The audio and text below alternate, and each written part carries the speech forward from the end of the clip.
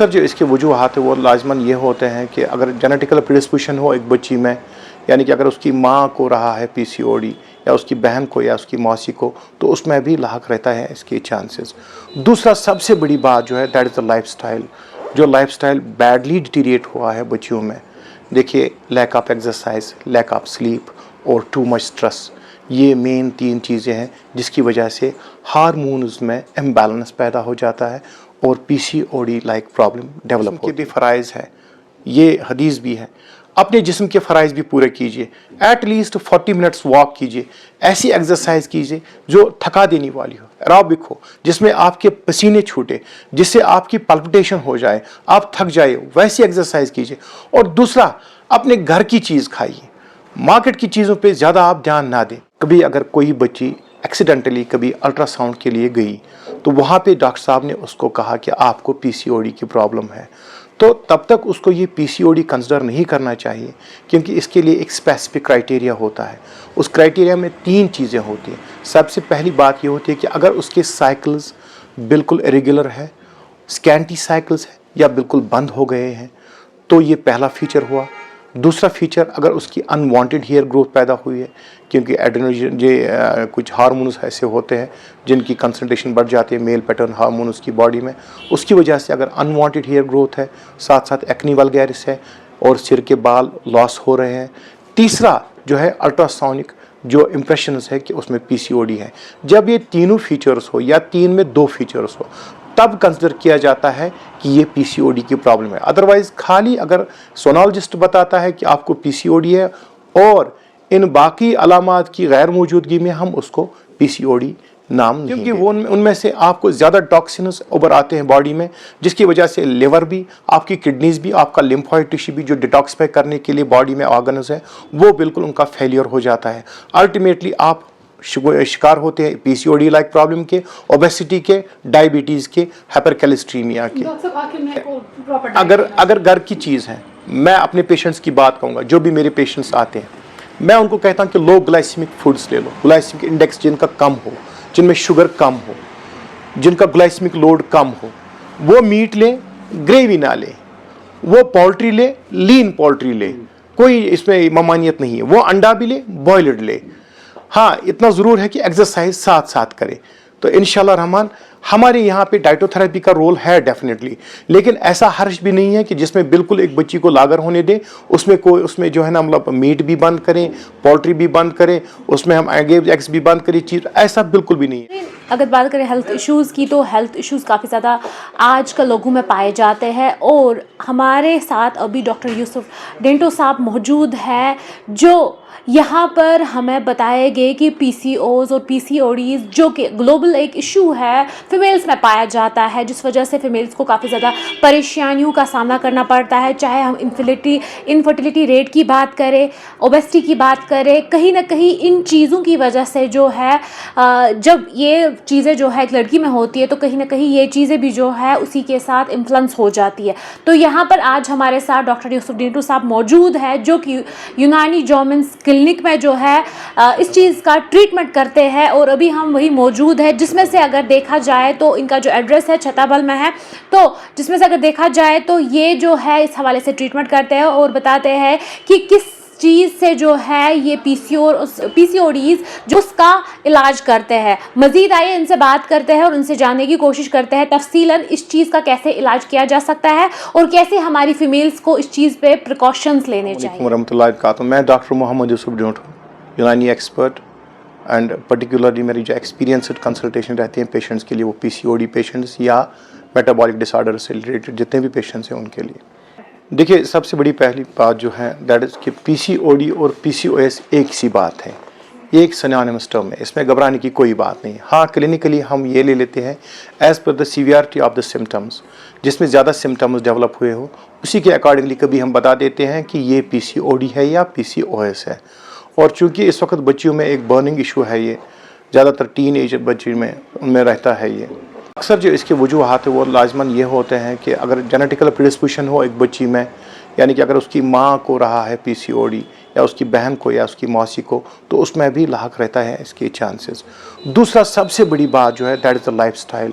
जो lifestyle badly deteriorate हुआ है बच्चियों में, देखिए lack of exercise, lack of sleep और टू मच स्ट्रेस, ये मेन 3 चीज़ें हैं जिसकी वजह से हार्मोन्स में इम्बैलेंस पैदा हो जाता है और PCOD लाइक प्रॉब्लम डेवलप होती है।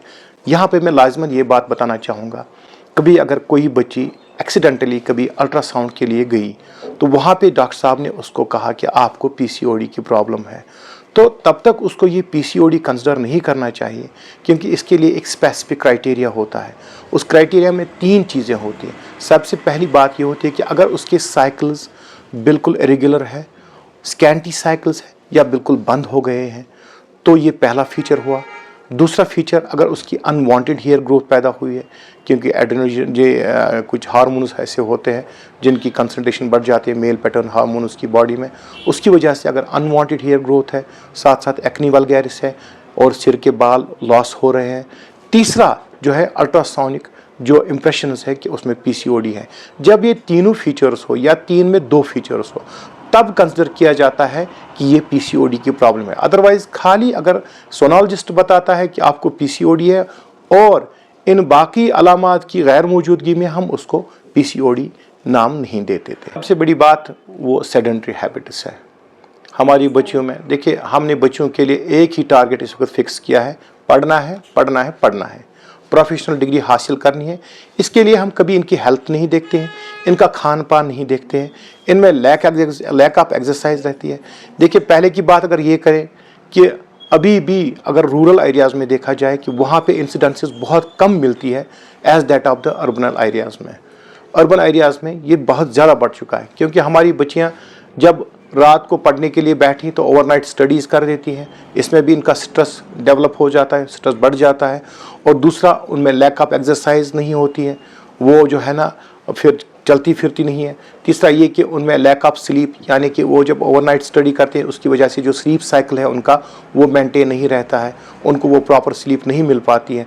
तीसरा जब वो फिर घर से निकल के, क्योंकि आज ये बहुत चूज़ी होते हैं खाने पीने में, वो घर की जो है ना वो प्रेफर नहीं करते हैं खाना, फिर वो मार्केट का खा देते हैं, प्रोसेस्ड फूड खाते हैं, वो वहाँ पे जंक फूड्स का, फैटी फूड्स का, फ्राइड फूड्स का ज़्यादा इस्तेमाल करते हैं, जिसकी वजह से बहुत ज़्यादा चांसेस रहते हैं इनमें PCOD लाइक प्रॉब्लम डेवलप होने में। देखिए मैं यहाँ पे ये बात बताऊँगा क्योंकि मैं एक यूनानी एक्सपर्ट हूँ, तो मेरा जो डोमेन है इसके लिए मैं हर्बल मेडिसिन से इनका ट्रीटमेंट करता हूँ।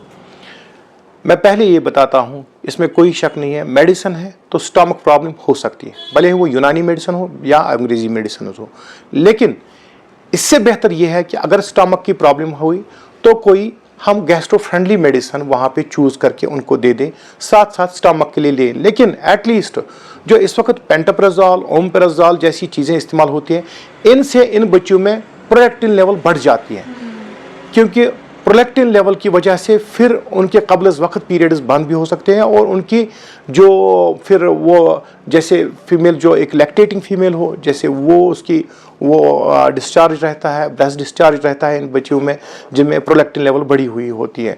अब जहाँ तक आपने ट्रीटमेंट की बात की, देखिए मेरा ट्रीटमेंट डेफिनेटली डिफ़र करता है इन पेशेंट्स में, फ्रॉम पेशेंट टू पेशेंट। कुछ ऐसे पेशेंट्स होते हैं जिनमें अगर कंटिन्यूसली साइकिल्स रहती हैं उनके लिए अलग मेडिसिन रहती हैं, कुछ पेशेंट्स जिनमें बिल्कुल पीरियड्स बंद हुए होते हैं उनके लिए अलग रहती हैं, और ऐसे पेशेंट्स जिनकी मैरिज हुई होती है फिर उनको PCOD, जिसको हम सेकेंडरी PCOD कहते हैं, उनमें इनफर्टिलिटी का इशू रहता है, लो AMH लेवल रहती है, उनके लिए मेडिसिन अलग रहती है। लेकिन हमारे मेडिसिन उसका चूँकि सोर्स जो है वो हर्बल सोर्स है, और वो हर्ब्स है स्पेशली जो साइंटिफिकली रिसर्च हुए हैं, जो साइंटिफिकली प्रूव हुए हैं कि इनकी एफिकेसी है इन जैसे डिसऑर्डर्स में। क्योंकि हम इन डिसऑर्डर्स को कुछ एक ऐसे उन्वान के तहत लाते हैं जिनको अमराज़ बारिदा कहते हैं, यानी कि बॉडी की फंक्शंस में बिल्कुल स्लोइंग डाउन पैदा हो जाता है। ऐसी डिसऑर्डर्स में कभी हाइपोथायराइडिज्म भी, डायबिटीज़ भी और PCOD जैसी भी प्रॉब्लम कैटेगराइज की जाती है। हमारी मेडिसिन मौसर है और गैस्ट्रो फ्रेंडली है, खुदा न खास्ता इनसे किडनीज पे इफेक्ट नहीं पड़ता है, इनसे लिवर ख़राब नहीं होगा, इनसे आपका स्टमक ख़राब नहीं होगा। और दूसरा ये सबसे बड़ी बात, ये हार्मोन्स नहीं होते हैं, बिल्कुल हार्मोन नॉन हार्मोनल थेरेपी होती है। इससे अगर फ़र्ज़ करो अभी कोई बच्ची एमिनोरिया के लिए मेडिसिन ले रही है, यानी कि अगर उसके पीरियड्स बंद हुए हैं तो हार्मोनल थेरेपी दी जाती है for specifically for the time of 1 month या फिर 21 डेज़। उसके बाद जब दूसरा मंथ आता है उसको फिर वो कंडीशन डेवलप होती है। हमारी मेडिसिन से ऐसा नहीं होता है। देखिए डेफिनेटली अगर पीसीओडी प्रॉब्लम उनमें डेवलप हुई है, सेकेंडरी पीसीओडी जैसे मैंने पहले कहा कि हमारे पास ऐसे भी कुछ कपल्स आते हैं जिनका एक इशू जनरली होता है, दूसरा नहीं होता है। उनमें हार्मोन्स इस लेवल तक ख़राब हुए होते हैं कि AMH उनका स्पेशली जो मीट फॉर प्रेगनेंसी है वो बिल्कुल कम हुआ होता है।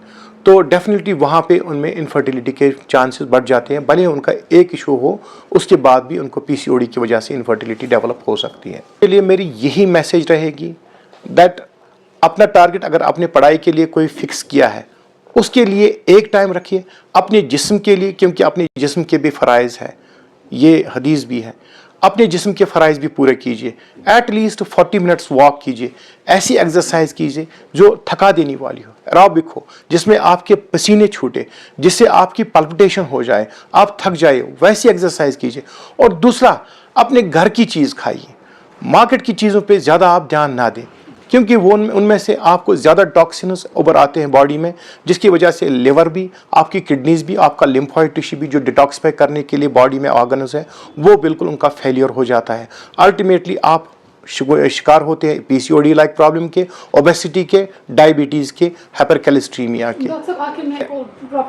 अगर घर की चीज़ है, मैं अपने पेशेंट्स की बात कहूँगा, जो भी मेरे पेशेंट्स आते हैं मैं उनको कहता हूँ कि लो ग्लाइसेमिक फूड्स ले लो, ग्लाइसेमिक इंडेक्स जिनका कम हो, जिनमें शुगर कम हो, जिनका ग्लाइसेमिक लोड कम हो, वो मीट ले, ग्रेवी ना ले, वो पोल्ट्री ले, लीन पोल्ट्री ले, कोई इसमें ममानियत नहीं है, वो अंडा भी ले, बॉयल्ड ले। हाँ, इतना ज़रूर है कि एक्सरसाइज साथ साथ करे। तो इंशाल्लाह रहमान हमारे यहाँ पे डाइटोथेरेपी का रोल है डेफिनेटली, लेकिन ऐसा हर्ष भी नहीं है कि जिसमें बिल्कुल एक बच्ची को लागर होने दे, उसमें जो है ना मतलब मीट भी बंद करें, पोल्ट्री भी बंद करें, उसमें हम एग्स भी बंद करें, चीज़ ऐसा बिल्कुल भी नहीं है। हाँ, लाजमन यह है कि लो ग्लाइसेमिक इंडेक्स फूड्स का इस्तेमाल करना चाहिए। हाई कार्बोहाइड्रेट डाइट आपको अवॉइड करनी है, हाई शुगर डाइट आपको अवॉइड करनी है, हाई फैटी फ्राइड डाइट आपको अवॉइड करनी है। This is the vital part of our treatment. And then हम फिर मेडिसिन भी देते हैं, कभी रिजमेंटल थेरापीज भी करते हैं, डिटॉक्सिफिकेशन के लिए हम कभी कपिंग भी करते हैं, कभी ओबेसिटी के लिए हम स्टीम थेरापीज भी करते हैं, जो हमारे पास अवेलेबल है हमारे सेंटर्स में, जामियानुस यूनानी पॉलीक्लिनिक्स में, स्पेशली यहाँ छताबल में अवेलेबल है और हैदरपुरा में भी। तो नाज़रीन, अभी आपने देखा हमने यहाँ पर डॉक्टर साहब से बात की और उनका ये कहना है कि ये जो चीज़ है इस वजह से आजकल लोग इतने ज़्यादा बीमार हो रहे हैं, या चाहे पीसीओज और पीसीओडीज़ की बात करें तो इस वजह से ये सारी चीज़ें देखने को मिल रही है, क्योंकि जो लाइफस्टाइल है लोगों का वो काफ़ी ज़्यादा इम्पैक्ट हो गया है। लोग जो है आजकल घर से ज़्यादा बाहर से प्रोसेस्ड फूड्स खाते हैं, रेस्टोरेंट्स में जाते हैं और वहीं से जो है मैटर करते हैं, वहीं से खाने पीने की चीज़ें खाते हैं जो बहुत ज़्यादा उनकी हेल्थ इश्यूज़ पे इम्पैक्ट करती है। और यहाँ पर डॉक्टर साहब का ये कहना है कि जिन लेडीज़ को, जिन फीमेल्स को ये प्रॉब्लम्स अभी हो रही है पीसीओज़ की या पीसीओडी की, तो वो जो है इन चीज़ों को अवॉइड करे और एक्सरसाइजेस करे, जिस वजह जो एक्सरसाइज ऐसी होती है जिसमें जो है इंसान थकता है, यानी कि एरोबिक्स समझने कहते हैं, वो ज़्यादा से ज़्यादा करे ताकि इस चीज़ से जो है वो क्योर हो सकते हैं। मज़ीद ऐसे रिपोर्ट्स पाने के लिए बने रहे हमारे साथ, तब तक ले दीजिए इजाज़त। अल्लाह हाफ़िज़।